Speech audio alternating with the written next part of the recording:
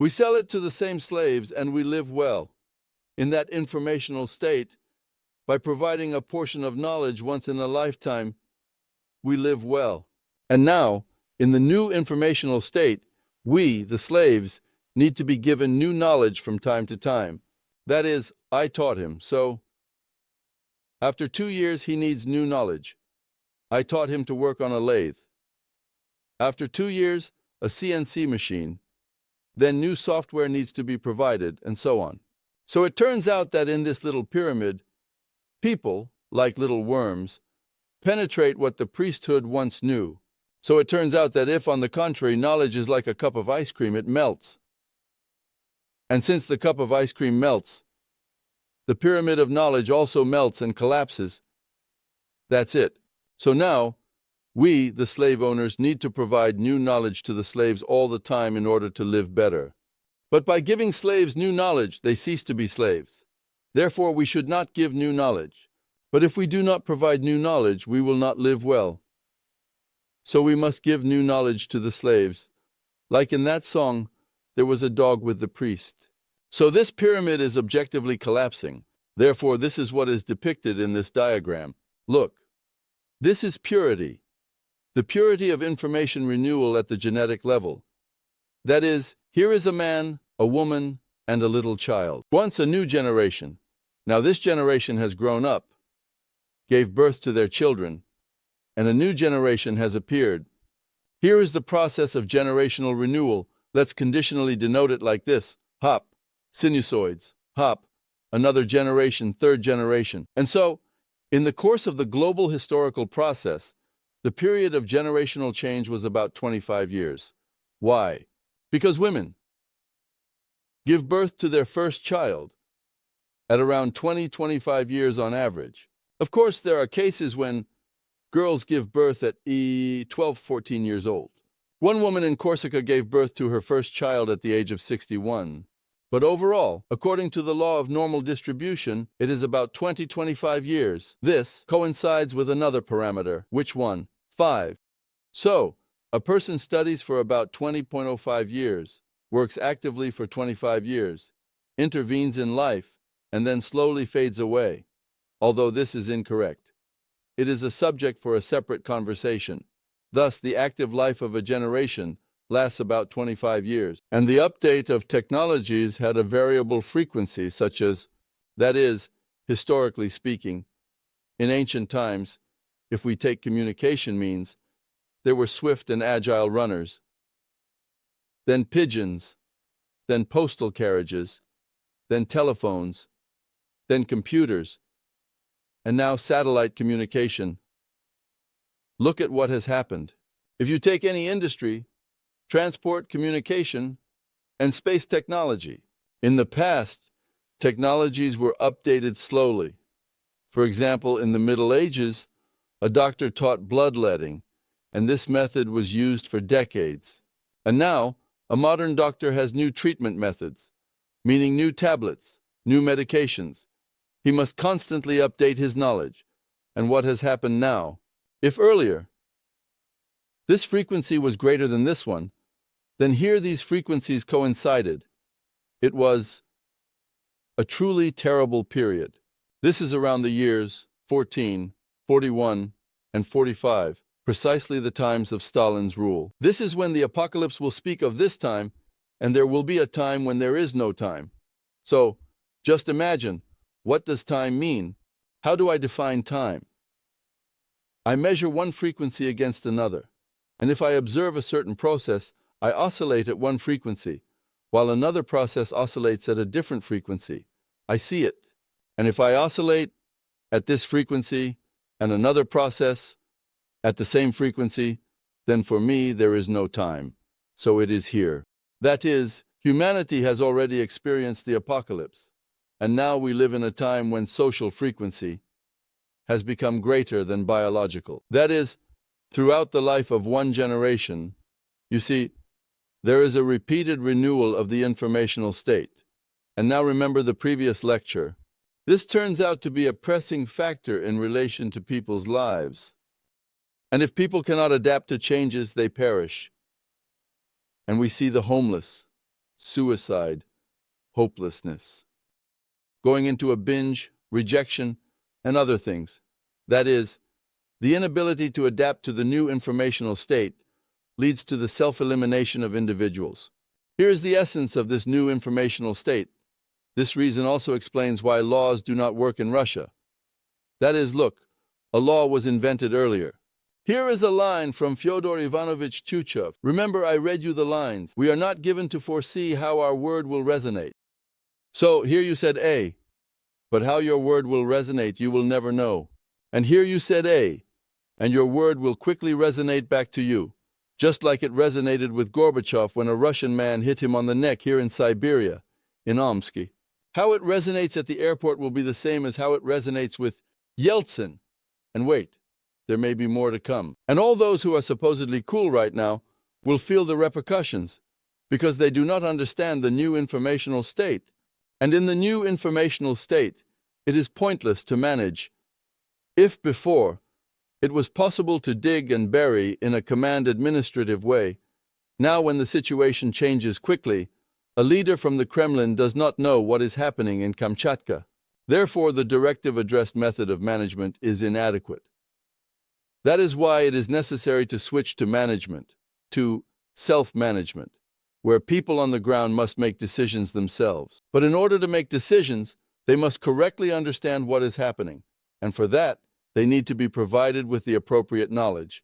That is, this is generally, as I say, the law of time. It is a very powerful thing from which many serious conclusions follow.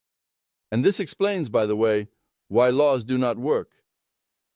Because you invented the law in the Duma for this slice, and a year later the situation changed, and your law is already worthless. It is not needed. It does not work. They are inventing it again, and by the time they have invented it, the situation has already changed again. From this point of view, why is there a crisis? On the submarine, we are saying. If you remember the picture with the submarine, what is happening there? Here are two compartments, India and Pakistan. In both India and Pakistan, little worms, meaning people, penetrated there and acquired knowledge about creating nuclear weapons. And they created a nuclear bomb. And they say, we will fight between the compartments, some for the Islam of Pakistan and others for Hinduism. This is what the global predictor laid down by dividing India into provinces, creating Pakistan, the British Empire. It is the mafia that sends Tony Blair there, and Tony Blair starts saying that if they start fighting among themselves, they will ruin the whole boat. They say that the war will go on until a victorious end because they do not understand global politics. Here is an example of who settled it. Here is an example of who settled it. And here is an example of who settled it. And here is an example of who settled it. Indo-Pakistani incident. Few people know. Putin explained to them what this would lead to. And Kim Jong-il, he is also one of the compartments of the submarine, this little one. Kim Jong-il created nuclear weapons in his North Korea, made a missile and says to the states. He says, to the states. He says, so states, you understand the Koreans have nothing to eat. But you have plenty of everything. So, bring rice. If you don't bring it, I'll launch a missile at you. This is generally speaking the essence of the conflict. The states are afraid what to do. Let him destroy his nuclear weapons. They are forcing him. But he says, I will not destroy them. This is global politics. Moreover, this has affected each of those who are watching, like with schools. Teachers say, we taught the ancient world. We taught the Middle Ages. We taught modern history. Now we need to teach the Yeltsin period. But we have no time. We need to teach for 12 years.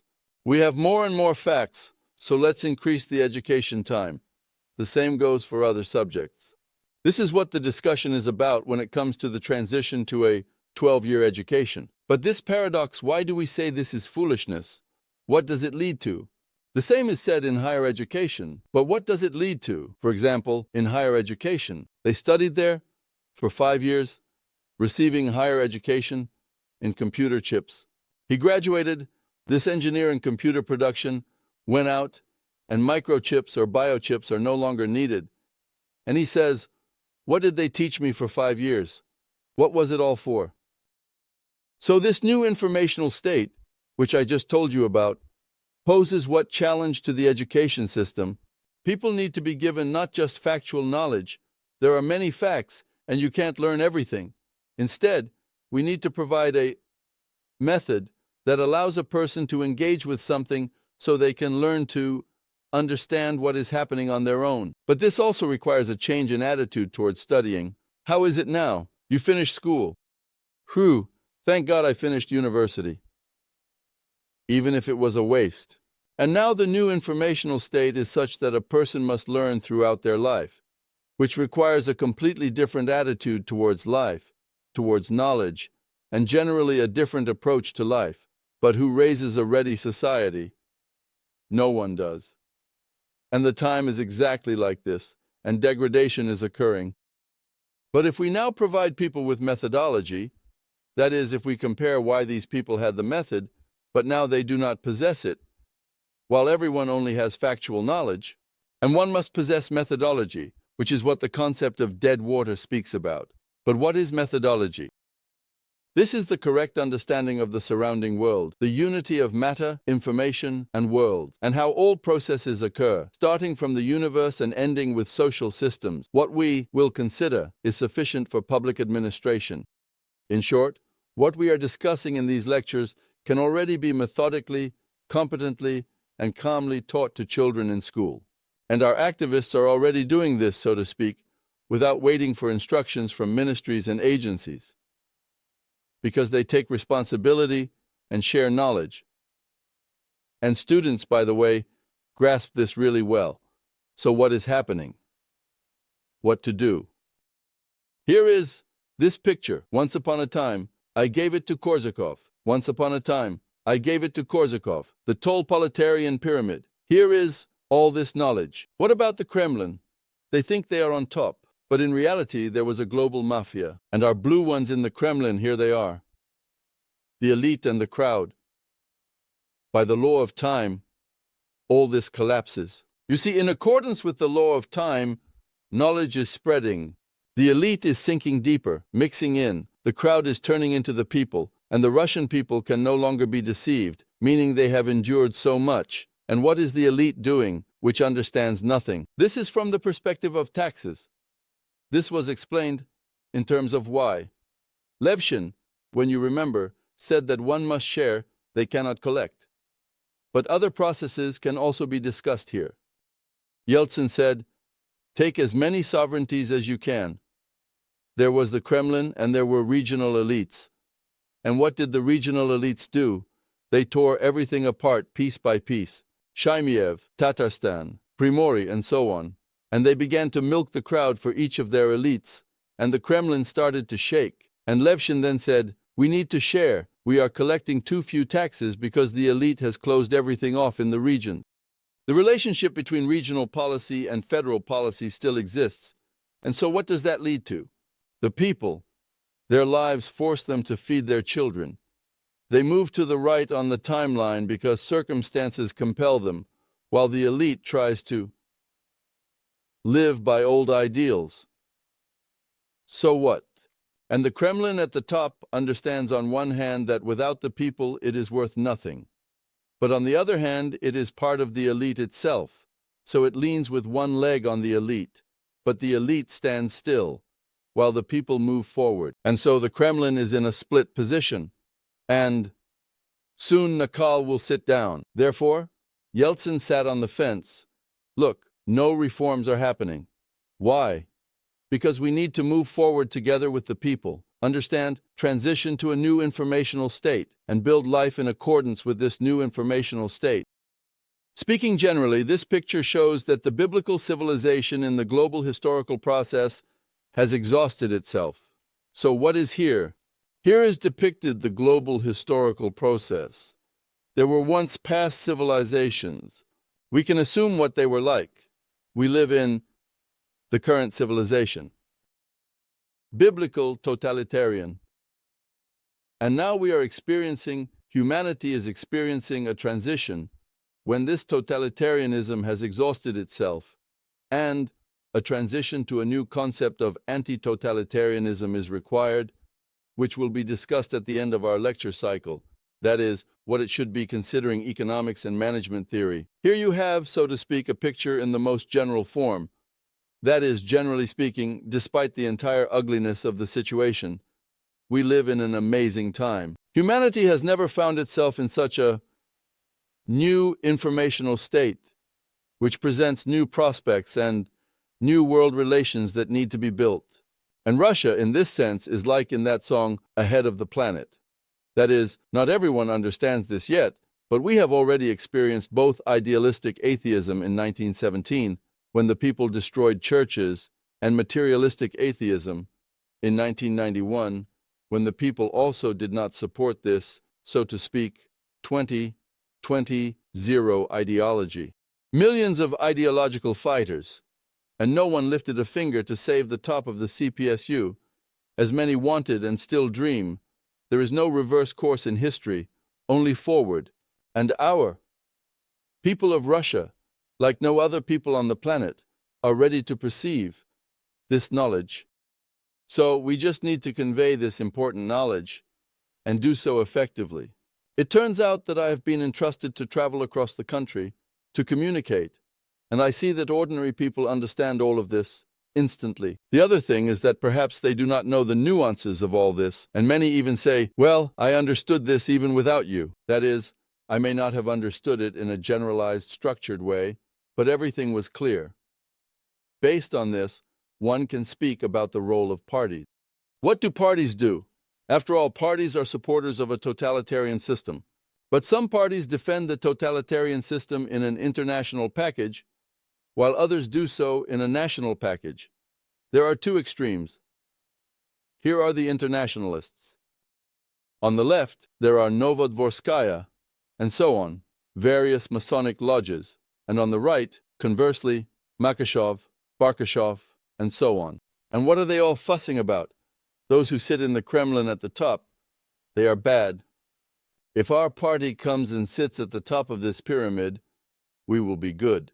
And all these parties, the CPRF, Agrarians, Yabloko, PZH, PPZH, Social Democrats, United Russia, they are totalitarian parties. They tell the people, we will be the petitioners, you come to us, and we will determine what is just and what is unjust. To maintain this totalitarian system, but they themselves do not understand that they are embedded in global politics. And indeed, they are under this concept of totalitarian management. And someday, their turn will come. And even from the party's perspective, you see, political canalization is drawn here. It is very interesting. After all, Glaziev was once with the LDPR. The Democratic Party of Russia, there was Stanislav Fedorov's party. There was, so to speak, Sviatoslav Fedorov. Forward Russia, another Fedorov, Gaidar, Press, Kerikov, Barkashov, Rogozin, Krobil, and so on. That is, all these parties can be listed. Well, how many Russian parties there were? All of them have sunk into oblivion. Why? They were used and then abandoned by the law of time because they thought they were coming. But according to the law of time, remember the sinusoids, it goes quickly. I cannot predict how our words will resonate. Here, their words resonate. You can't go out, and you can't chat about things you have no understanding of in our new informational state. Here is the chairman of the Russian party, I know him. He was once Colonel Miloserdov, my subordinate. Vladimir Ivanovich. I say, Vladimir Ivanovich, we take the dead water into account. It's very complicated, the people won't understand. So, is it right or wrong? Right, but we need to act quickly. So, what about this concept? And where are the Russian parties now? Where is Vladimir Ivanovich Miloserdov? And all these leaders are rummaging around, deceiving the people, all these parties, and in the end, nothing. That is, all of them. That is, all of them and officers. That is, all of them. The instrument of this global mafia for conducting the Cold War. All these new monarchists of all kinds there. All these unions, various saboteurs, whatever you can think of. All this miracle. And not a single party, so to speak, is specifically for deceiving the people. But there is a lot to discuss. We will return to these parties. But at this stage of the story, I want to pause and focus on just one thought. All these parties advocate a totalitarian model. What do they all say? The current ruling party is bad. We will come, we will be good. And we say, how do you justify that you will be good? Well, we are good. And on what basis? And there is nothing. Just a declaration. That is, they all advocate a mass elitist model.